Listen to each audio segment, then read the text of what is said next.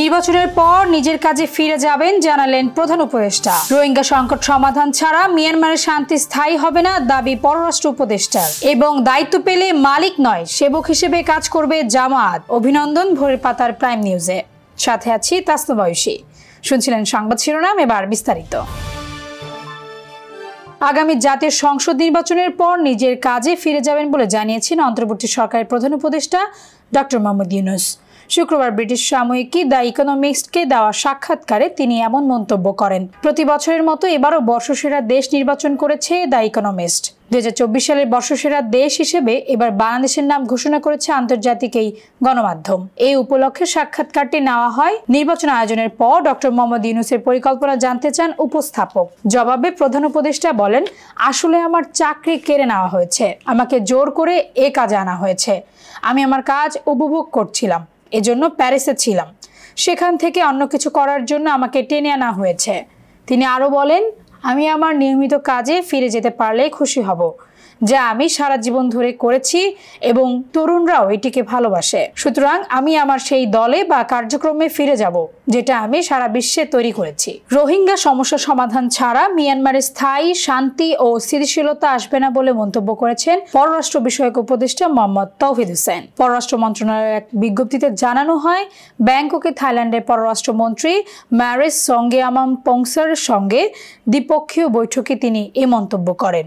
থাই পররাষ্ট্র মন্ত্রণালয় আয়োজিত মিয়ানমার সংক্রান্ত অনানুষ্ঠানিক পরামর্শ সভার সাইডলাইনে দুই পররাষ্ট্রমন্ত্রী বৈঠকে মিলিত হন। পরামর্শ সভায় বাংলাদেশ, চীন, ভারত, লাও, পিডিআর, মিয়ানমার ও থাইল্যান্ডের উচ্চ পর্যায়ের প্রতিনিধিরা যোগ দেন। মিয়ানমারে রোহিঙ্গাদের স্বেচ্ছা, নিরাপদ ও মর্যাদাপূর্ণ প্রত্যাবাসনের জন্য একটি বিস্তৃত রোডম্যাপের কথা পুনর্ব্যক্ত করেন তিনি। ফ্যাসিবাদের বিরুদ্ধে মানুষকে উদ্বুদ্ধ করতে সাংস্কৃতিক আন্দোলন জোরদার করার আহ্বান জানিয়েছেন তথ্য ও সম্প্রচার উপদেষ্টা মোহাম্মদ নাহিদ ইসলাম। শুক্রবার শাহবাগের জাতীয় জাদুঘরে প্রধান মিলনায়তনে 17তম বাংলাদেশ আন্তর্জাতিক স্বল্পদৈর্ঘ্য ও মুক্ত চলচ্চিত্র উৎসবের উদ্বোধনী অনুষ্ঠানে উপদেষ্টা এসব কথা বলেন। তিনি বলেন, আমাদের সমাজ এখনো নানা ধরনের ফ্যাসিবাদী প্রবণতা ও ফ্যাসিবাদী কাঠামো রয়েছে। এই অবস্থা থেকে পরিত্রাণ পেতে হলে দেশের সাংস্কৃতিক আন্দোলন জোরদার করতে হবে। জুলাই গণ অভ্যুত্থানের পর মানুষ নতুন করে স্বপ্ন দেখতে শুরু করেছে। উল্লেখ করে উপদেষ্টা বলেন, দেশের মানুষের স্বপ্ন ও সম্ভাবনাকে সংস্কৃতিতে রূপান্তর করা আমাদের দায়িত্ব। এটি করা সম্ভব হলে জুলাই গণ অভ্যুত্থানের চেতনা দীর্ঘস্থায়ী হবে। বাংলাদেশ জামায়াতে ইসলামের আমির ডক্টর শফিকুর রহমান বলেছেন, সাবেক কৃষি ও শিল্পমন্ত্রী মাওলানা মতিউর রহমান নিজামী ও সমাজ কল্যাণ মন্ত্রী আলী আহসান মোহাম্মদ মুজাহিদ দেখিয়ে গিয়েছেন কিভাবে সততা ও স্বচ্ছতার সঙ্গে রাষ্ট্রীয় দায়িত্ব পালন করতে হয়। বিস্তারিত ডেস্ক রিপোর্টে। দেশের দায়িত্ব পেলে মালিক হবে না, সেবক হিসেবে কাজ করবে বলে জানিয়েছেন জামায়াতে ইসলামের আমির ডক্টর শফিকুর রহমান। তিনি বলেন, সাবেক কৃষি ও শিল্পমন্ত্রী মতিউর রহমান নিজামী ও সমাজ কল্যাণ মন্ত্রী আল আহসান মোহাম্মদ মুজাহিদ দেখিয়ে গেছেন কিভাবে সততা ও স্বচ্ছতার সঙ্গে রাষ্ট্রীয় দায়িত্ব পালন করতে হয়, কিন্তু তাদের অন্যায়ভাবে মিথ্যা অভিযোগে ফাঁসি দিয়ে হত্যা করা হয়েছে। অচিরেই এসব হত্যাকাণ্ডের অভিযোগ মিথ্যা প্রমাণিত হবে ইনশাআল্লাহ। শুক্রবার বিকেলে রাজধানী কৃষিবিদ ইনস্টিটিউশন বাংলাদেশ এ ফোরামে সভাপতি প্রফেসর এটিএম মাহবুব ইলাহি তাওহিদের সভাপতিত্বে অনুষ্ঠিত সম্মেলনে প্রধান অতিথির বক্তব্যে তিনি এসব কথা বলেন।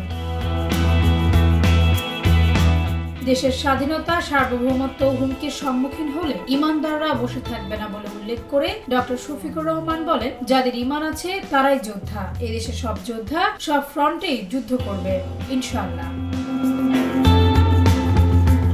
তিনি আরো বলেন, কৃষি বাঁচলে দেশ বাঁচবে। কৃষিকে এগিয়ে নেওয়ার জন্য মেধাবীদের কাজে লাগাতে হবে। দলীয় ক্যাডার নিয়োগ না দিয়ে মেধাবীদের নিয়োগ দিতে হবে। যেসব মেধাবী বিদেশে আছে তাদের দেশে এনে কাজ করার পরিবেশ তৈরি করে দিতে হবে। মানুষের 4টি অধিকার নিশ্চিত করতে হবে, তাদের জীবন, সম্পদ, ইজ্জত ও রিজিক। এগুলো নিশ্চিত করাই রাজনীতিবিদদের কাজ।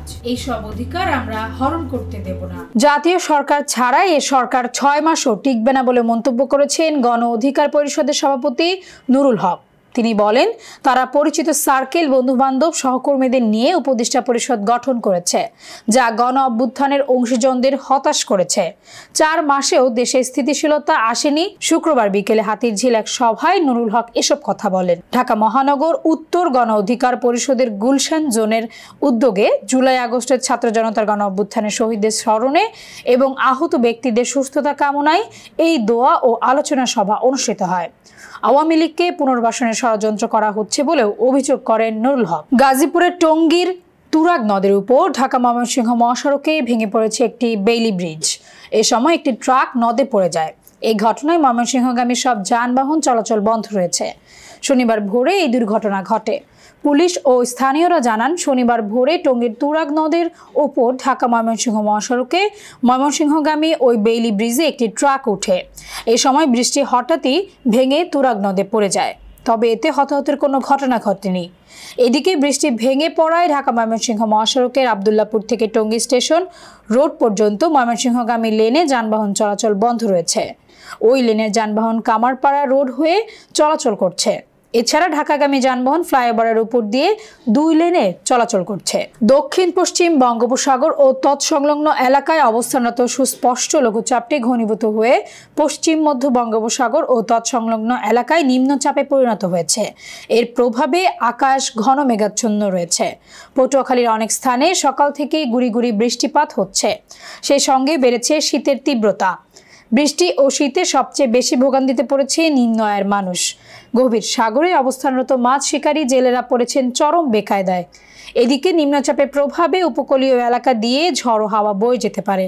তাই পটুয়াখালীর পায়রা সহ দেশের সব সমুদ্র বন্দরকে 1 নম্বর দূরবর্তী সতর্ক সংকেত দেখিয়ে যেতে বলা হয়েছে। সকল মাছ ধরা ট্রলার সমূহকে উপকূলের কাছাকাছি থেকে সাবধানে চলাচল করতে বলা হয়েছে। উত্তরের জেলা দিনাজপুরে টানা কয়েকদিন ধরেই কমছে রাতের তাপমাত্রা, তবে কিছুটা স্বস্তি মিলেছে দিনে। রাতের হিমশীতল বাতাসের কারণে এই জেলায় শীতের তীব্রতা বেশি বিরাজ করছে। শনিবার সকাল 9টায় 11.6 ডিগ্রি সেলসিয়াস তাপমাত্রা রেকর্ড করেছে দিনাজপুর আবহাওয়া অফিস। এর আগে শুক্রবার এ জেলায় দেশের তাপমাত্রা ছিল 12.1 ডিগ্রি সেলসিয়াস। সকালে দেখা গেছে কুয়াশা না থাকলেও বইছে হিম বাতাস।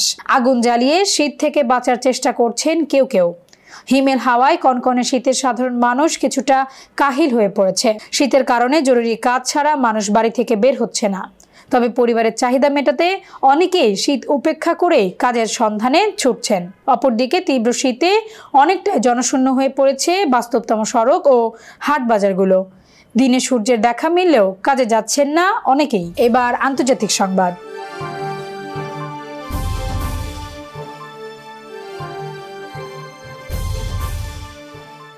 ফিলিস্তিনের গাজায় ইসরায়েলি হামলায় আরও 77 ফিলিস্তিনি নিহত হয়েছেন। এতে করে উপত্যকাটিতে নিহতের মোট সংখ্যা ছাড়িয়েছে 45,200 জন। এছাড়া চলমান হামলায় আহত হয়েছেন আরও লক্ষাধিক ফিলিস্তিনি। বিস্তারিত ডেস্ক রিপোর্টে। ফিলিস্তিনের গাজায় ইসরায়েলি হামলায় আরও 77 ফিলিস্তিনি নিহত হয়েছেন। এতে করে উপত্যকাটিতে নিহতের মোট সংখ্যা ছাড়িয়েছে 45,200 জন। এছাড়া চলমান হামলায় আহত হয়েছেন আরও লক্ষাধিক ফিলিস্তিনি। গাজার স্বাস্থ্য মন্ত্রণালয় বলছে, গত 24 ঘন্টায় ইসরায়েলি বাহিনীর অব্যাহত আগ্রাসনে 77 জন নিহত এবং আরো 174 জন আহত হয়েছেন। অনেক মানুষ এখনো ধ্বংসস্তূপের নিচে এবং রাস্তায় আটকা পড়ে আছেন, কারণ উদ্ধারকারীরা তাদের কাছে পৌঁছাতে পারছেন না। ফিলিস্তিনি স্বাস্থ্য কর্তৃপক্ষ মনে করছে, গাজা উপত্যকা জুড়ে ধ্বংস হওয়া বাড়ির ধ্বংসস্তূপের নিচে এখনো 10,000-এরও বেশি লোক নিখোঁজ রয়েছেন। মূলত গাজায় অবিলম্বে যুদ্ধবিরতির দাবি জানিয়ে জাতিসংঘের নিরাপত্তা পরিষদের প্রস্তাব সত্ত্বেও ইসরায়েল অবরুদ্ধ এই ভূখণ্ডে তার নৃশংস আক্রমণ অব্যাহত রেখেছে। উল্লেখ্য, গত 7 অক্টোবর হামাসের নজিরবিহীন হামলার পর থেকে ইসরায়েল গাজা উপত্যকায় অবিরাম বিমান ও স্থল হামলা চালিয়ে যাচ্ছে। ইসরায়েলি এই হামলায় হাসপাতাল, স্কুল, শরণার্থী শিবির, মসজিদ, গির্জা সহ হাজার হাজার ভবন ক্ষতিগ্রস্ত বা ধ্বংস হয়ে গেছে। এছাড়া ইসরায়েলি আগ্রাসনের কারণে প্রায় 20 লাখেরও বেশি বাসিন্দা তাদের বাড়িঘর ছাড়তে বাধ্য হয়েছেন। ডেস্ক রিপোর্ট, ভোরের পাতা। এবার বিনোদনের সংবাদ।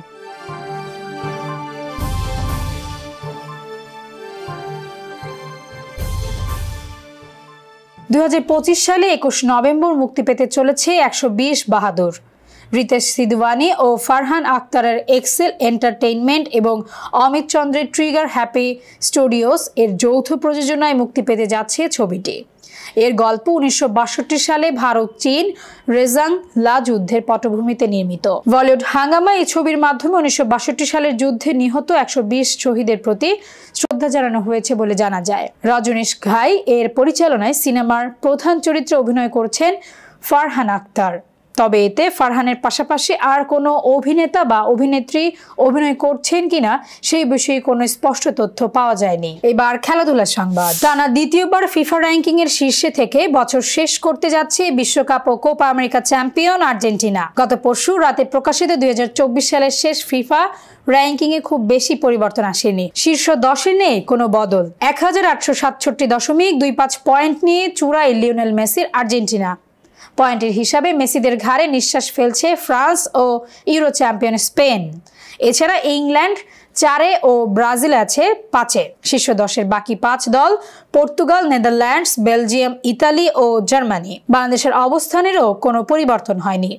898.81 পয়েন্ট নিয়ে আগের মতোই 185 নম্বরে আছে তারা। সংবাদ শেষ করার আগে শিরোনামগুলো আরো একবার। নির্বাচনের পর নিজের কাজে ফিরে যাবেন জানালেন প্রধান উপদেষ্টা। রোহিঙ্গা সংকট সমাধান ছাড়া মিয়ানমারের শান্তি স্থায়ী হবে না, দাবি পররাষ্ট্র উপদেষ্টার। এবং দায়িত্ব পেলে মালিক নয় সেবক হিসেবে কাজ করবে জামায়াত। এই ছিল আজকের ভোরের পাতার প্রাইম নিউজ। সারা দেশের সর্বশেষ আপডেট পেতে চোখ রাখুন ভোরের পাতায়। ধন্যবাদ।